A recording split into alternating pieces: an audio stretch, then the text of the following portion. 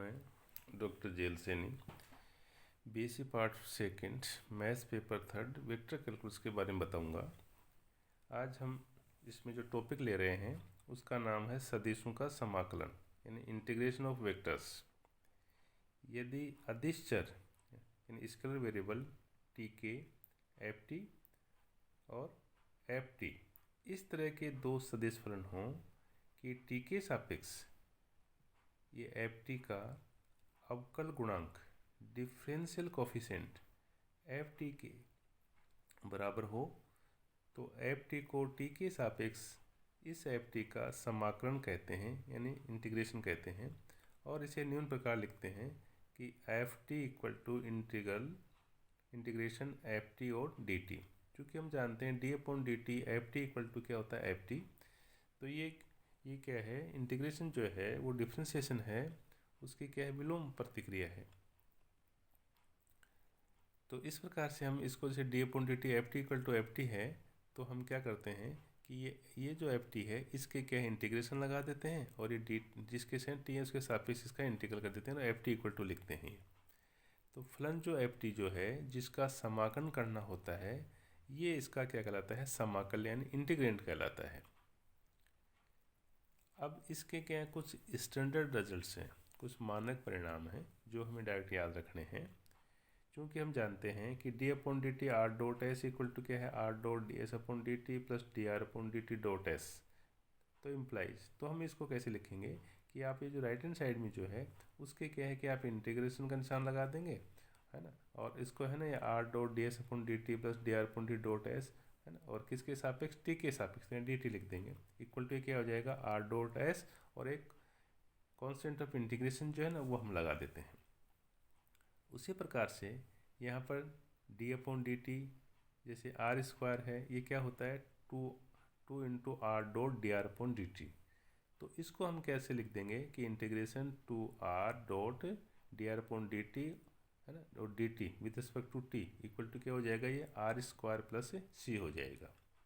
इसी प्रकार से यहाँ पर D upon D T D are upon D T का होल स्क्वायर इक्वल टू क्या है, two D R upon D T dot D two R upon D T square implies. तो इसको भी हम क्या लिख देंगे, integration two D R upon D T dot D two R upon D T square with respect to D T equal to D R upon D T का whole square plus सी, यानी इसको है ना डी टी मतलब क्या T के सापेक्ष इसका इंटीग्रेशन।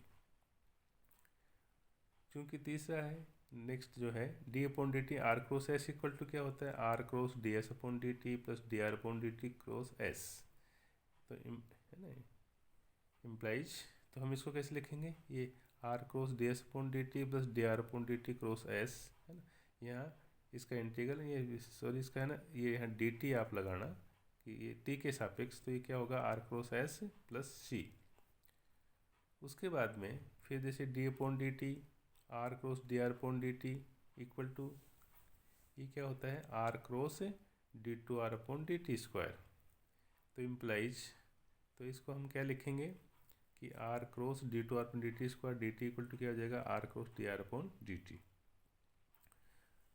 फिर देखो एक d r cap upon D T, r cap का मतलब क्या है कि यूनिट वेक्टर, तो equal to D R upon D t, और ये यूनिट वेक्टर जो है ना एकांक सदिश वो क्या होता है सदिश आर अपॉन उसका मैग्नीट्यूड, तो इक्वल टू, तो इसमें क्या हमने जैसे one upon r first second से कर दिया वन अपॉन आर फिर d are upon D t, फिर यहाँ पे माइनस वन अपॉन आर का क्या हो गया one upon r square d are upon D t और फिर ये आर इम्प्लाइज। तो इसमें क्या है कि राइट हैंड साइड में जो लिख रखा है ना उसके हम इंटीग्रल लगा के, और ये यहाँ पर है ना ये आर सदिश आर अपॉन आर प्लस सी या आर के प्लस सी, ये हम इसका है ना लिख देते हैं।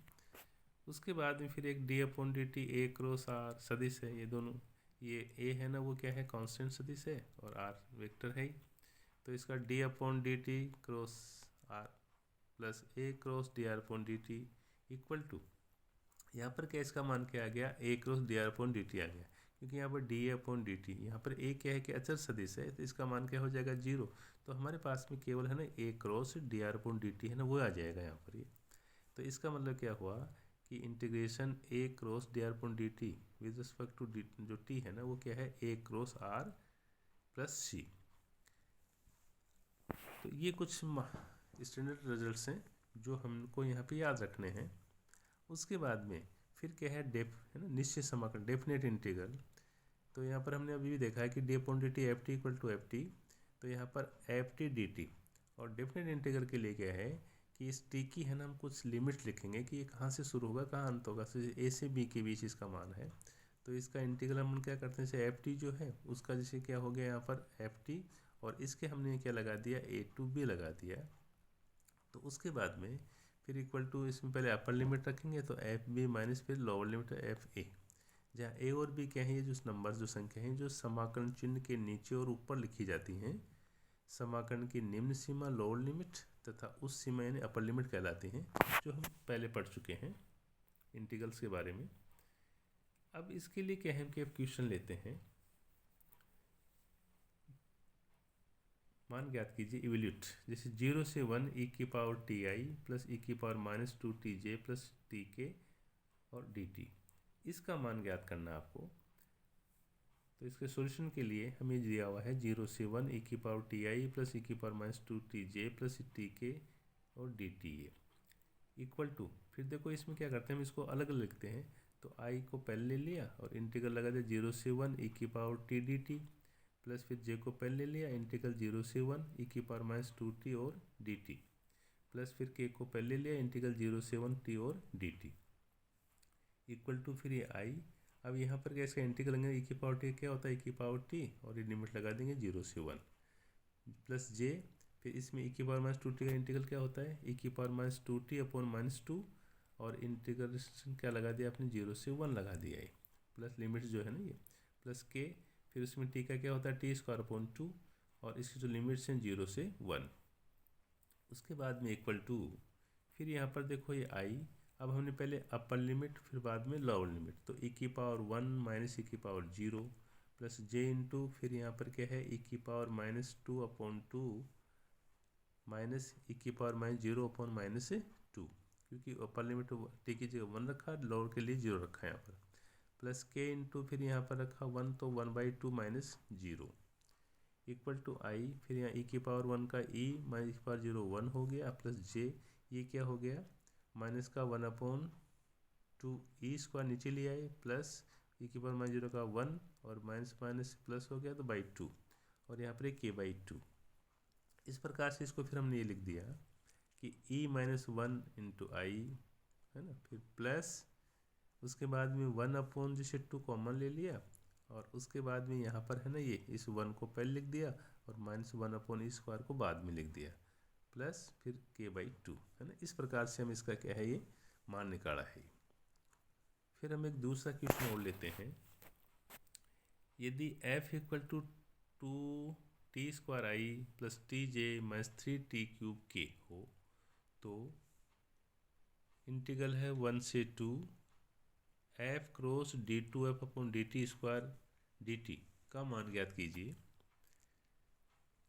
चूँकि हम जानते हैं कि integral f cross d2f upon D T square और डी टी ये इक्वल टू क्या होता है, यहाँ पर f cross df upon D T plus C होता है। तो यहाँ पर f इक्वल टू हमें ये जो दे रखा है 2t square I plus T J minus 3t cube के, देयरफॉर तो इसका क्या है कि हम पहले निकालेंगे df अपॉन डी टी, तो ये आ गया 4t इंटू आई प्लस जे माइनस ये क्या हो गया 9t स्क्वायर के, ये हो गया यहाँ पर। अब हमें क्या है कि ये निकालना है f cross df upon D T, क्योंकि इस इंटीग्रल का मान इसके बराबर होता है।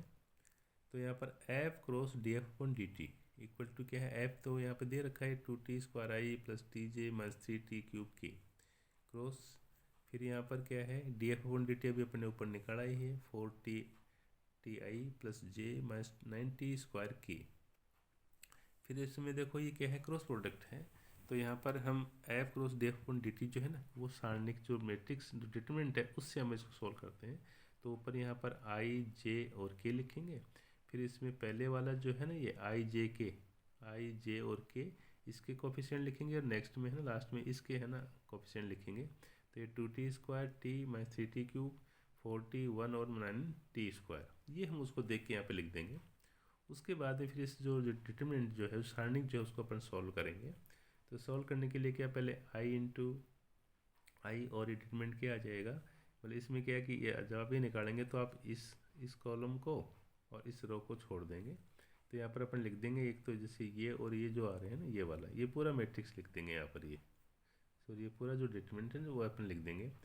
फिर यहाँ पर प्लस फिर माइनस आता है तो माइनस जे, और फिर इसको छोड़ मतलब इस लाइन को छोड़ देंगे और इसको छोड़ देंगे। तो ये यहाँ पे 2t² माइनस 3t² है ना, ये वाले यहाँ पे लिख देंगे। प्लस के वाले में क्या है कि आप इस लाइन को और इस ऊपर वाले को छोड़ देंगे, तो बाकी का ये जो है ना ये हम लिख देंगे 2t² t और 4t और 1। ये जो डिटरमिनेंट है इसको अपन फिर अब सॉल्व करते हैं। तो आई है, फिर इसमें क्या करते हैं अपन, इसको इससे इंटू करके और इसको इंटू करके माइनस करते हैं। तो t इंटू माइनस 90² माइनस 1 फिर माइनस 3t³। फिर इसमें क्या माइनस जे है, इसमें 2t² इंटू माइनस 90²। उसके बाद में फिर क्या माइनस 40 इंटू माइनस 3t³। फिर प्लस के इंटू क्या है 2t² into 1 minus t into 40। ये हम करते हैं इसके लिए। उसके बाद में फिर यहाँ पर जैसे आई तो है ये, अब इसको जो हमने इंटू किया तो माइनस का 9t³ प्लस 3t³। फिर माइनस जे इंटू यहाँ क्या क्या माइनस का 18t4 प्लस 12t4 प्लस के इंटू 2t² माइनस 4t²। तो इस प्रकार से इक्वल टू, अब यहाँ पर देखो कितना बच गया, ये माइनस का 6t³ माइनस जे, और यहाँ पर बच गया माइनस का 6t4 प्लस के, और यहाँ पर क्या बच गया माइनस का 2t²। तो इक्वल टू, तो ये आ गया माइनस का 6t³ ये प्लस का 6t4j माइनस 2t² के।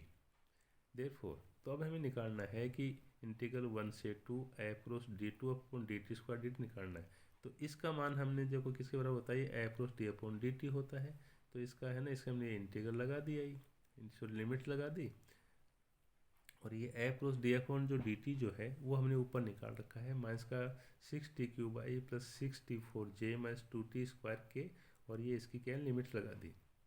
अब इसके अंदर क्या है कि पहले आप अपर लिमिट रखो 2 रखो, फिर बाद में लोअर लिमिट है ना 1 रखो। तो यहाँ पर माइनस का 6 इंटू 2 का क्यूब आई प्लस 6 इंटू 2 की पावर 4j माइनस 2 इंटू 2² के, माइनस उसके बाद में 1 रखा तो माइनस का 6 इंटू 1 क्यूब आई प्लस 6 इंटू 1 की पावर 4j माइनस 2 इंटू 1² के। उसके बाद में फिर हमने इसको सोल्व किया है तो माइनस का 6 इंटू 8 आई प्लस 6 इंटू 16j माइनस का 2 इंटू 4 के माइनस का 6i प्लस 6j माइनस 2 के। तो इस प्रकार से हमने इसको जब सॉल्व किया है तो ये मान आ गया अपना माइनस का 48i प्लस 96j माइनस का 8k plus 6i minus 6j plus 2k equal to. तो अब यहाँ पर आप देख रहे हैं कि ये माइनस का 48i है और ये 6 है, तो कितना रह गया माइनस का 42i। इसी प्रकार से आप यहाँ पर ये देख रहे हैं कि यहाँ पर जो j है वो कितने हैं, ये 96j हैं और माइनस का 6 है, तो कितने आ गए, ये 90j आ गया। उस प्रकार से जो k जो है वो देखो ये माइनस का 8k है और यहाँ पे 2k है, तो कितना रह गया, ये माइनस का 6k। तो इस प्रकार से हमने क्या कि इसको ऐसे सॉल्व किया है। उसके बाद में फिर हम क्या कि क्वेश्चन और लेते हैं कि ये तो यहाँ पर है यदि r cross r double dot equal to 0, तो आपको सिद्ध करना है, प्रूव करना है r cross r dot equal to a, क्योंकि यहाँ पर r डॉट का मतलब है dr अपॉन dt और r डबल डॉट का मतलब क्या है d2r अपॉन dt²। ये हमने इसको क्या शॉर्ट में लिखा है। तो यहाँ आप ये देख रहे हैं क्योंकि यहाँ पर d upon dt r cross r dot equal to क्या होता है ये, तो इसका देखो अपने जैसे r cross r double dot plus फिर क्या है r dot cross r dot. अब हम यहाँ पे जानते हैं कि ये क्या है, पैरेलल वेक्टर है, समांतर सदिश हैं, तो इनका क्रॉस प्रोडक्ट जो है ना वो क्या होता है 0 होता है। तो यहाँ पर r dot cross r dot तो क्या होता है 0, तो हमने इसका मान क्या रख दिया 0। तो हमारे पास में क्या आया r cross r double dot आया, और ये हमें क्या दे रखा है 0 दे रखा है, तो हमने यहाँ पे क्या लिखा 0, ये अपन को दिया हुआ है। तो इसका मतलब ये हुआ कि यहाँ पर ये d upon dt r cross है ना, ये तो इसको हम लिख देते हैं d r cross r dot equal to 0। तो इसको जब हम यहाँ इंटीग्रल करेंगे इसका, इसका हम यहाँ पर क्या करेंगे, समाकलन करेंगे। तो समाकलन करने के बाद में क्या है कि ये क्या आ जाएगा, यहाँ पर ये are cross r dot equal to क्या आ जाएगा, एक कौन कॉन्स्टेंट, और इसको जैसे हमने क्या मान लिया, ए मान लिया। तो इस प्रकार से हमने क्या है कि इसको क्या है प्रूव कर दिया ये। ठीक है, तो आज क्या है कि अपन इतना ही बताएंगे। धन्यवाद।